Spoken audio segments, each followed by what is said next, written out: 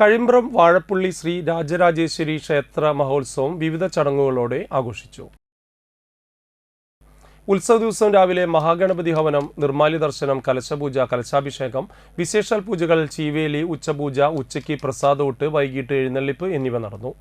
കാളിയാട്ടവും S N പുരം തിലകന്റെ പ്രാമാണിത്വത്തിൽ 101 മേള കലാകാരന്മാരും നിരന്ന പാണ്ടിമേളം പൂരം വരവിന് മാറ്റുകൂട്ടി. തുടർന്ന് ദീപാരാധനയും പറവൂർ ബൈജുവിന്റെ നേതൃത്വത്തിൽ വർണ്ണമഴയും ഉണ്ടായിരുന്നു. രാത്രി 7:30 വാഴപ്പള്ളി ശ്രീ രാജരാജേശ്വരി എൻഡോമെന്റ് വിതരണം, തുടർന്ന് കോഴിക്കോട് രംഗഭാഷയുടെ മൂക്കുത്തി എന്ന നാടകവും അരങ്ങേറി.